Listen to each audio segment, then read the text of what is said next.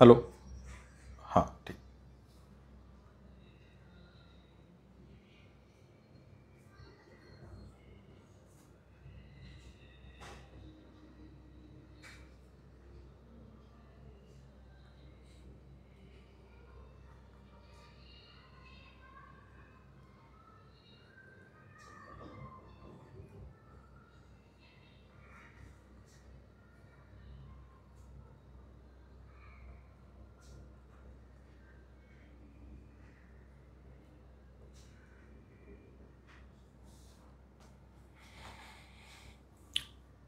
आवाज येतोय माझा?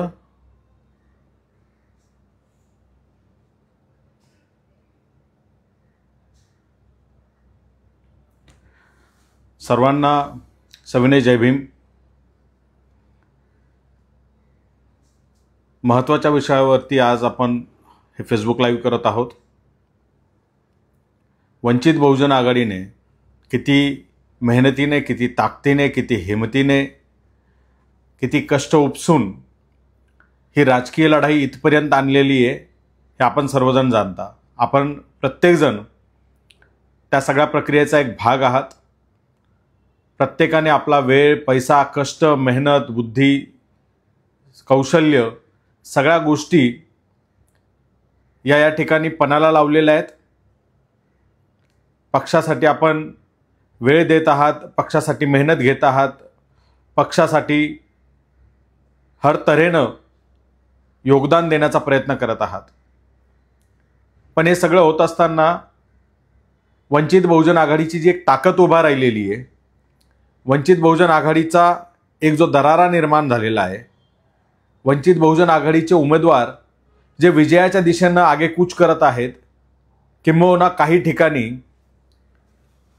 वंचित बहुजन आघाडीच्या उमेदवारांकडे विजयी उमेदवार म्हणूनच तिथला मतदार पाहतोय, अशा परिस्थितीमध्ये वंचित बहुजन आघाडीला रोखण्यासाठी महाविकास आघाडी आणि महायुती या दोन घराणेशाहीच्या पालक असलेल्या, मराठा खानावळ असलेल्या, एकजातीय घराणेशाही पोसणाऱ्या या दोन आघाड्यांनी साटालोटाचं राजकारण करून वंचित बहुजन आघाडीच्या विरोधात डाव टाकायला सुरुवात केलेली आहे.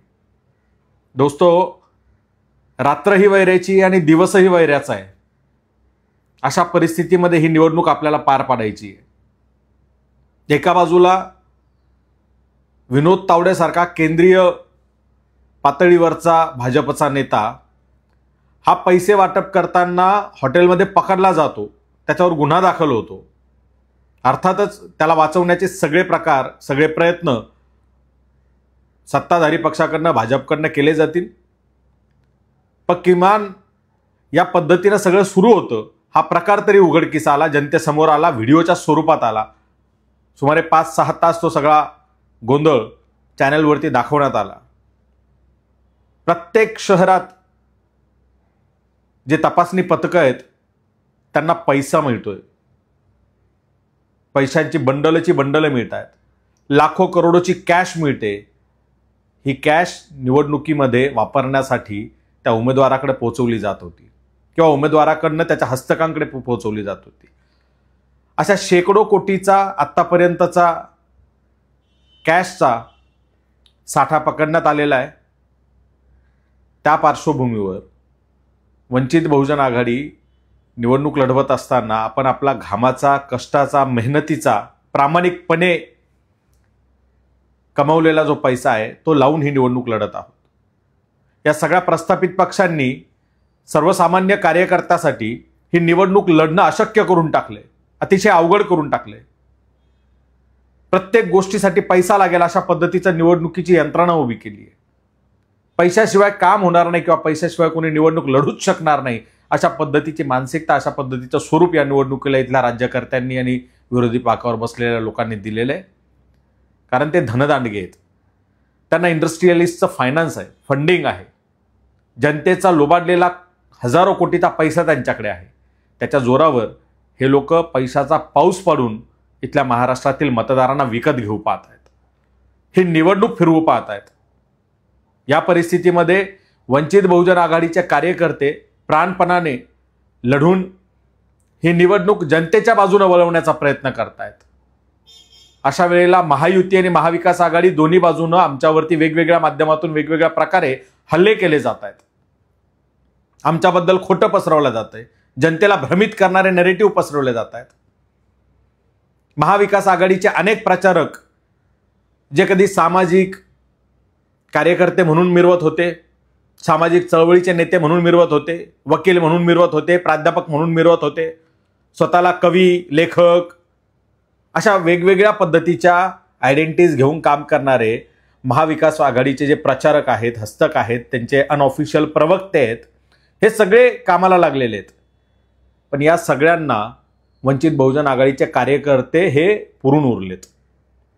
यांच्या सगळ्या नरेटिव्हला आपण खोडलं आणि वंचित बहुजन आघाडीची सत्याची बाजू, आपली भूमिका ही जनतेपर्यंत घेऊन जाण्यात आपण यशस्वी ठरलो आहोत. त्याच्यामुळे आता यांचा पोटशूळ उठलेला आहे. मग शेवटच्या दिवशी का होईना कसा खेळखंडोबा करता येईल, कसं लोकांमध्ये संभ्रम निर्माण करता येईल त्याचा प्रयत्न सुरू आहे. म्हणजे किती खालच्या पातळीला उतरलेत बघा. आमच्यासारखा वंचित बहुजनांचं प्रतिनिधित्व करणारा एक पक्ष ज्याच्याकडे पैसे नाही आहेत, ज्याच्याकडे गाड्या नाही आहेत, ज्याच्याकडे इंडस्ट्रियलिस्ट नाही आहेत फंडिंग करायला, ज्याच्याकडे कारखाने नाही, शिक्षण संस्था नाही आहेत, सोसायट्या नाही आहेत, असा पक्ष जो सामान्य फाटक्या कार्यकर्त्यांना उमेदवारी देऊन उभा करतो, त्यांच्यातलं नेतृत्व डेव्हलप करण्याचा प्रयत्न करतो, इथल्या सर्व जातीय बहुजनांना प्रतिनिधित्व देण्याचा प्रयत्न करतो, नाकारला गेलेल्या प्रत्येकाला प्रतिनिधित्व देण्याचा प्रयत्न करतो, इथल्या शोषित वंचितांचं संरक्षण असलेलं आरक्षण वाचवण्याचा प्रयत्न करतो, त्या पक्षाला बदनाम करण्यासाठी सगळ्या पातळ्यांवरती प्रयत्न केले जात आहेत, रोखण्यासाठी सगळ्या पातळ्यावर प्रयत्न केले जात आहेत. आणि त्यामुळे कार्यकर्त्यांना काही गोष्टी सांगणं गरजेचं आहे. म्हणून आज मी या ठिकाणी लाईव्ह आलेलो आहे. महाविकास आघाडीचे प्रचारक असलेले श्याम मानव अंधश्रद्धा निर्मूलन समितीच्या नावाने जे गेली इतकी वर्ष काम करतायत, त्यांचा एक व्हिडिओ काल राष्ट्र महाराष्ट्र नावाच्या एका चॅनलवर आला, यूट्यूब चॅनलवर. हे चॅनल प्रसिद्ध आहे वंचितच्या विरोधामध्ये बातम्या देण्यामध्ये, फेक नरेटिव्ह सेट करण्यामध्ये. त्या चॅनलवर एक व्हिडिओ आला, त्यात कुणीतरी एकदम प्रश्न विचारतोय, मग त्याला हे श्याम मानव उत्तर देत आहेत असा तो एकूण देखावा. आणि त्यात श्याम मानव असं म्हणतात की राहुल गांधी बाळासाहेब आंबेडकरांना भेटले, त्यांच्या तब्येतीची विचारपूस केली, ही गोष्ट जनतेला आवडली आणि त्यांचा मोठेपणा त्यातून दिसून आला. राहुल गांधी किती मोठा नेता, राष्ट्रीय नेता, इतका बिझी असताना राहुल गांधींनी बाळासाहेबांची भेट घेणं हे लोकांना आवडलं. त्याच व्हिडिओत ते पुढे असं म्हणतात की महाविकास आघाडीच्या नेत्यांनी ठरवलं होतं की वंचित सोबत चर्चाच करायची नाही, त्यामुळे चर्चा झाली नाही, कारण लोकसभेला वंचितनेच बाहेर पडायचा निर्णय घेतला. अशा पद्धतीचं ते एक फेक नरेटिव्ह सेट करू पाहत आहे. तर श्याम मानव यांना मी कालही व्हिडिओ बनवून त्यांना त्या ठिकाणी उत्तर दिलेलं आहे. आज पुन्हा सांगतोय, कारण आज त्यांनी तो व्हिडिओ त्यांच्या स्वतःच्या युट्यूब चॅनलवर टाकलाय, पुन्हा टाकलाय. म्हणजे वेगवेगळ्या चॅनलच्या माध्यमातून जास्तीत जास्त लोकांपर्यंत ते पोहोचवण्याची त्यांची घाई आहे. तर श्याम मानव यांना माझं सांगणं आहे, पहिली गोष्ट, राहुल गांधी आणि बाळासाहेब आंबेडकर यांची कुठलीही भेट झाली नाही. खोटं बोलणं थांबवा. राहुल गांधी आणि बाळासाहेब आंबेडकर यांची भेट झाली नाही. राहुल गांधी बाळासाहेबांना भेटायला आलेले नाही. फोनवरती त्यांनी 30-31 सेकंदाचा त्यांचा काहीतरी संवाद आहे, त्यात त्यांनी बाळासाहेबांच्या प्रकृतीची विचारपूस केली. ती सुद्धा कधी केली? तब्बल 16 दिवसांनी. बाळासाहेब आंबेडकरांना 30 तारखेला छातीत दुखू लागलं, रात्री दवाखान्यात ॲडमिट केलं. 31ला त्यांची एन्जिओग्राफी झाली. 1 नोव्हेंबरला त्यांचं एन्जिओप्लास्टीचं ऑपरेशन पार पडलं आणि त्यानंतर 2 तारखेला बाळासाहेबांनी ICUतून एक व्हिडिओ रिलीज केला. त्यात बाळासाहेब इथल्या वंचित शोषित बहुजनांना, ओबीसींना आवाहन करतायत की आपलं आरक्षण वाचवण्याची ही लढाई आहे, ही साधीसुधी निवडणूक नाही आहे, त्यामुळे गांभीर्यपूर्वक, विचारपूर्वक आपल्याला लढावं लागणार आहे. त्यावरती महाविकास आघाडीचे प्रवक्ते, शिवसेनेचे नेते, खासदार संजय राऊत यांनी बाळासाहेब आंबेडकरांवर कुत्सित टिप्पणी केली माध्यमांमध्ये. यांचा अनऑफिशियल प्रवक्ता असलेला पत्रकार निखिल वागळे यांनी ट्विटरवर अतिशय हिणवणाऱ्या पद्धतीनं बाळासाहेबांबद्दल ट्विट केलं. यांचा दुसरा अनऑफिशियल प्रवक्ता असलेला निर्भय बनोच्या सभा घेणारा ॲडव्होकेट असीम सरोदे यांनी फेसबुकवर टिंगलटावळी करणारी कुत्सित पोस्ट टाकली. ज्यावेळेला लोकांनी त्या पोस्टवरती विरोध दर्शवला आणि ही तुमची पातळी आहे का हा प्रश्न विचारला, ही तुमची सभ्यता आहे का, ही तुमची संस्कृती आहे का, त्यानंतर जेव्हा लोकांचा विरोध वाढला त्यावेळेला त्यांनी ती पोस्ट डिलीट केली. बाळासाहेब आंबेडकरांचे मेडिकल बुलेटिन आम्ही जेव्हा रिलीज करत होतो त्या मेडिकल बुलेटिनच्या पोस्ट खाली महाविकास आघाडीचे कार्यकर्ते ट्रोलर्स हे येऊन बाळासाहेबांच्या मरणाच्या संदर्भाच्या कमेंट करत होते, त्यांची मरणाची वाट पाहणाऱ्या कमेंट करत होते. इतकी खालची पातळी या लोकांनी गाठली. महाविकास आघाडीच्या एकाही नेत्याला या 16 दिवसामध्ये बाळासाहेबांच्या तब्येतीची विचारपूस करावी, त्यांची भेट घ्यावी असं वाटलं नाही.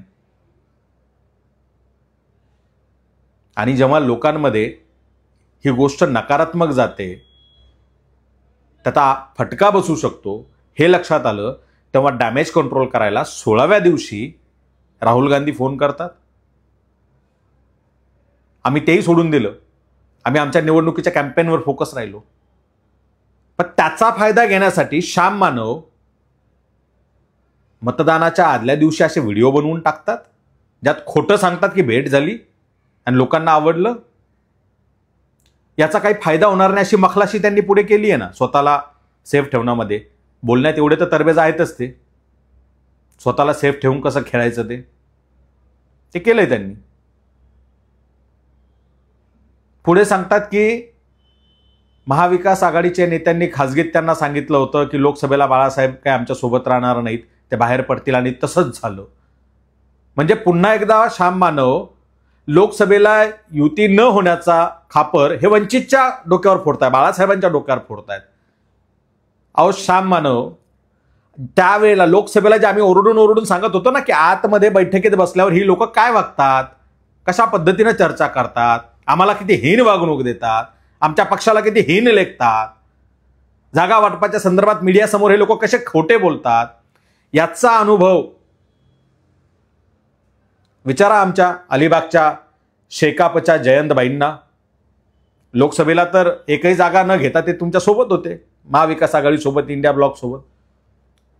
विधान परिषदेला त्याच जयंतबाईंना काँग्रेसच्या 8 ते 12 उमेदवारांनी मतदान न करता ते बीजेपीला केलं आणि जयंत पाटलांचा विधान परिषदेत पराभव केला. विधानसभेच्या जागा वाटपात शेवटपर्यंत चर्चेत ठेवलं आणि एक जागा दिली. कुठली? ती अलिबागची. त्यांची मागणी होती 5 जागांची. उर्वरित जागांवरती त्यांच्या उमेदवाराच्या विरोधात शिवसेनेचे उमेदवार उभे करण्यात आलेत. विचारा डाव्या पक्षांना, जे लोकसभेला seat or no seat vote for Congress म्हणत होते, त्यांना विचारा किती जागा मागितल्या होत्या. आमची 19-20ची तयारी आहे, 11ची आम्ही यादी दिली, इथपासून ते किमान एक तरी जागा आम्हाला सोडायला पाहिजे, इथपर्यंत दयनीय अवस्था, केविलवाणी अवस्था डाव्या पक्षांची यांनी करून ठेवली. विचारा किती जागा सोडल्यात आणि जिथे जागा सोडल्यात तिथे किती बंडखोर उभा केलेत तेही विचारा, याचीही उत्तरं द्या. त्यावेळेला आम्ही जात्यात होतो आणि जे सुपात होते आणि सुपात राहून आम्हाला हसत होते ते आज जात्यात आहेत. जो अनुभव लोकसभेला आम्ही घेतला तोच अनुभव या सगळ्या छोट्या पक्षांना विधानसभेला महाविकास आघाडीच्या या मराठा खानावळीने दिलेला आहे. कारण हे कोणाच्याच ताटात जाऊ देत नाही काही, यांना सगळं स्वतःच ओरपायचंय, स्वतःच्या ताटात ठेवायचंय. लोकसभेला आमच्या विरोधात पत्रक काढणारे जे आंबेडकरी नेते, विचारवंत, साहित्यिक, लेखक होते, त्यातला अनेकांच्या कोपऱ्याला गुळ लावलेला होता यांनी. विधानसभेला तुम्हाला तिकीट देतो, तुम्हाला जागा सोडतो, तुम्हाला निवडून आणतो. यांच्या बैठका पार पडल्यात मधल्या काळात. किती जागा घ्यायच्या, मग याला किती जागांचा प्रस्ताव द्यायचा. 1-2 बैठका तर रद्द झाल्या यांच्या. का रद्द झाल्या मला माहित नाही, पण मला मेसेज येत होते की यांच्या बैठका चालल्यात, बैठका ठरल्यात, काही बैठका झाल्या. एकही जागा दिली नाही, एकही, नॉट अ सिंगल सीट. आता पुन्हा दुसऱ्या कोपऱ्याला गुळ लावलाय. विधान परिषद देतो, महामंडळ देतो, अमुक याच्यावर नियुक्ती देतो, आणि या लालसेपोटी ही मंडळी जी काही म्हातारपणामध्ये तिकडे परत गेले त्यांच्या माघारी. एका अतिशय विचारवंत असलेल्या त्यांच्यातला आंबेडकरी नेत्याने तर पत्रकार परिषदेत सांगितलं होतं, त्यांची प्रेस नोट मी वाचली, त्यात म्हटलं होतं की लोकसभेला आम्ही इंडिया ब्लॉक सोबत राहू आणि विधानसभेला प्रागतिक रिपब्लिकन पक्ष उभा राहिलेला दिसेल, बाबासाहेबांच्या स्वप्नातला रिपब्लिकन पक्ष उभा राहिलेला दिसेल. कुठे आहे रिपब्लिकन पक्ष? विधान परिषदेच्या सगळ्या त्या जयंतभाईंच्या अनुभवाचा काहीतरी यांनी धडा घ्यायला पाहिजे होता. तो न घेता हे विधानसभेला पुन्हा त्यांच्या माघारी गेले. आणि काय झालं? औषधाला तरी आहे का कुठे? तुमचं नेतृत्व, तुमचा पक्ष, तुमची संघटना एक तरी जागा सोडली तुम्हाला कुठे? आंबेडकरी चळवळ संपवण्याचं काम करतात हे लोक लालसेपोटी. स्वायत्त स्वाभिमानी राजकारण, आंबेडकरी राजकारण जो पक्ष उभा करू पाहतोय, त्या वंचित बहुजन आघाडीला बदनाम करायची सुपारी घ्यायची, बाळासाहेबांना बदनाम करायची सुपारी घ्यायची, आणि या जात दांडग्या, धनदांडग्या, एक जातीय घराणेशाही पोसणाऱ्या नेत्यांच्या आणि पक्षांच्या माघारी पळायचं, समाजाला तिकडे दावणीला बांधायचा प्रयत्न करायचा. ही यांची चळवळ आहे, या यांच्या भूमिका आहेत. सगळे उघडे पडलेत आता.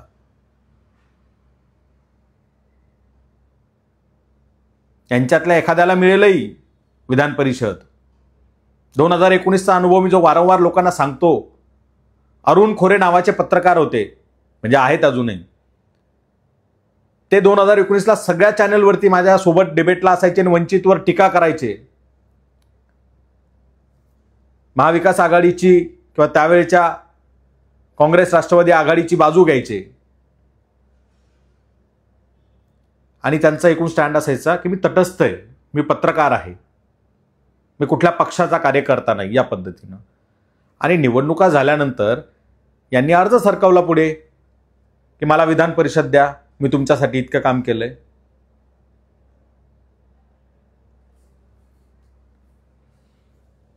असे स्वतःला तटस्थ म्हणवणारे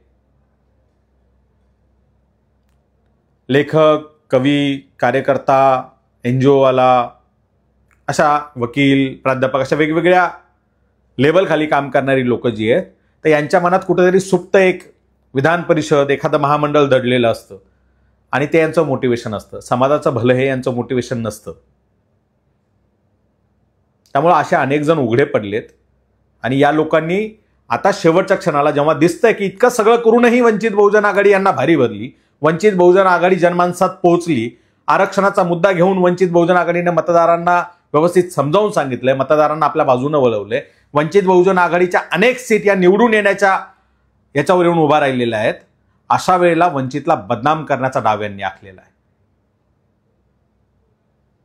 केवळ बदनामीच्याच मोहिमा चालल्यात का? तर नाही. आमच्या उमेदवारांवर प्राणघातक हल्ले होत आहेत. आमचे 2 उमेदवार ICU मध्ये आहेत.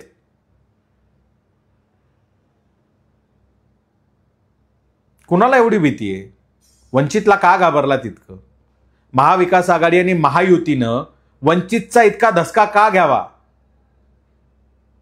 आम्ही घामाच्या कष्टाच्या पैशाने निवडणुका लढवतोय आणि दुसऱ्या बाजूला पैशांचा पाऊस पाडतायत भाजपवाले, एकनाथ शिंदेच्या शिवसेनेवाले, महाविकास आघाडीवाले पैसे वाटतायत, महायुतीवाले पैसे वाटतायत.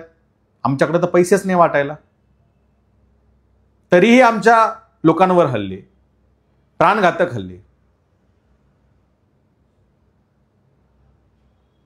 विनोद तावडे आज पकडला गेलाय ना तिकडे. किती खालच्या पातळीला जाणार हे राजकारण? बरं, हल्ले फक्त फिजिकल होत आहेत किंवा बदनामीचे होतात असं नाहीये. भाजपच्या खासदाराने नांदेडच्या कलेक्टरला वंचित बहुजन आघाडीचे नांदेड दक्षिणचे उमेदवार फारुक अहमद यांच्या विरोधात यांची उमेदवारीच रद्द करा अशी तक्रार दिली आहे. बोला आता. बदनाम करायचं, फिजिकल हल्ले करायचे, प्राणघातक हल्ले करायचे, तेवढ्याने नाही झालं त्यांची उमेदवारीच काढून घ्या म्हणायचं, तक्रारी द्यायच्या, मागचे कुठले तरी व्हिडिओ काढायचे भाषणातले आणि ते आणून दाखवायचे.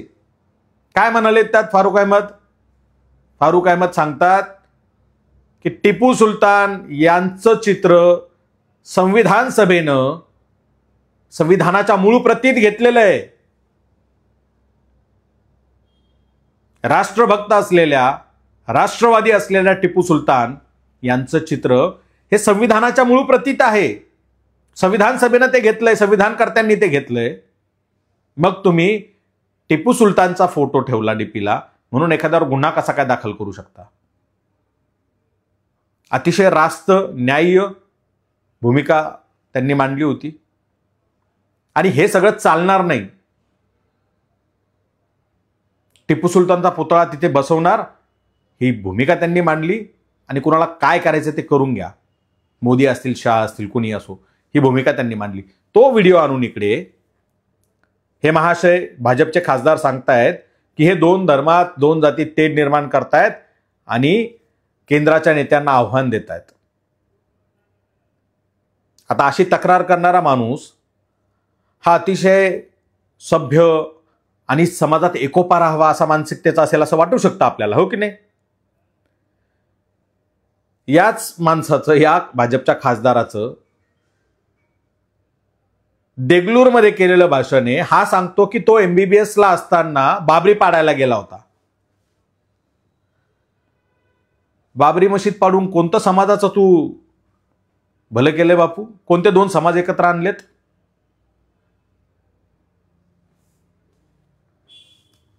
या लोकांनी सगळी लाज शरम सगळं सोडलेलं आहे आणि अतिशय खालच्या पातळीवर ही लोक उतरलेली आहेत. अशा परिस्थितीमध्ये आपल्याला कार्यकर्त्यांना आणि जनतेला ही निवडणूक सांभाळावी लागणार आहे. डॉक्टर अजित माधवराव गोपछडे असं या भाजपच्या खासदाराचं नाव आहे. तो राज्यसभेचा खासदार आहे तिथला, भाजपने राज्यसभेवर पाठवलेला खासदार. त्यामुळं सगळ्यांना पुन्हा एकदा हात जोडून विनंती आहे, कार्यकर्त्यांना विनंती आहे, दिवसच नाही रात्रच नाही तर दिवस सुद्धा वैऱ्याचा आहे. अशा परिस्थितीत आपल्याला या मतदानाच्या आदल्या दिवसापासून ते निकाल लागायच्या शेवटच्या दिवसापर्यंत 23 तारखेपर्यंत डोळ्यात तेल घालून काम करायचंय. आपल्या विरोधात वेगवेगळे कटकारस्थानं केले जात आहेत, आपल्याला अडकवण्याचा प्रयत्न केला जातोय, आपल्या उमेदवारांवर हल्ले केले जात आहेत, आपल्याबद्दल खोटे नरेटिव्ह पसरवण्याचा प्रयत्न केला जातोय, आपल्या उमेदवारांच्या तक्रारी करण्याचा प्रयत्न केला जातोय, त्यांच्या उमेदवारांना रद्द करा अशा मागण्या केल्या जात आहेत आणि हे सत्ताधारी विरोधी दोन्ही बाजूने होतंय. त्यामुळे महाविकास आघाडी आणि महायुती यांच्या घराणेशाहीला तडे देणारा पक्ष हा एकमेव वंचित बहुजन आघाडी आणि त्यामुळे वंचितच्या विरोधात या दोन्ही आघाड्या युती हे आपल्या विरोधात उभे टाकलेले आहेत. त्यामुळे यांना आता आपल्याला धोबी पछाड देण्याची ही संधी आहे. सगळ्यांना विनंती आहे की आपल्या आपल्या मतदारसंघात आपले आपले गट शाबूत ठेवा, आपल्या आपल्या मोहिमेवर, आपल्या आघाडीवर पूर्ण ताकदीनं आणि सजगतेने उभे राहा. कुठलाही गैरप्रकार होणार नाही याची काळजी घ्या, आपल्या कार्यकर्त्यांची चूक होणार नाही याची दक्षता घ्या आणि आपल्यावरती होणारे हे सगळे हल्ले साभार परतवून लावा. यांची पुन्हा आपल्यावर या पद्धतीचे फेक नरेटिव्हचे, तक्रारीचे किंवा फिजिकल हल्ले करण्याची हिंमत नाही झाली पाहिजे. आपले आपले गड शाबूत राखा. वंचित बहुजन आघाडी ही निवडणूक जिंकते म्हणून यांच्या पायाखालची वाळू सरकली आहे. वंचित बहुजन आघाडीच्या आमदारांशिवाय, बाळासाहेबांच्या आदेशाशिवाय इथं सरकार बसणार नाही हे यांचे रिपोर्ट सांगतायत, पोलिसांचे रिपोर्ट सांगतायत, सर्वे एजन्सीचे रिपोर्ट सांगतायत. त्यामुळे हे सगळे बिथरलेत आणि हे बिथरल्यामुळं वेगवेगळ्या पद्धतीनं आपल्यावर हल्ले करत आहेत. याचा करारा जवाब आपल्याला 20 तारखेला द्यायचा आहे, तोही मतदानाच्या माध्यमातून. इतकं लक्षात ठेवा आणि काळजी घ्या. विजय आपलाच आहे. धन्यवाद. जय भीम.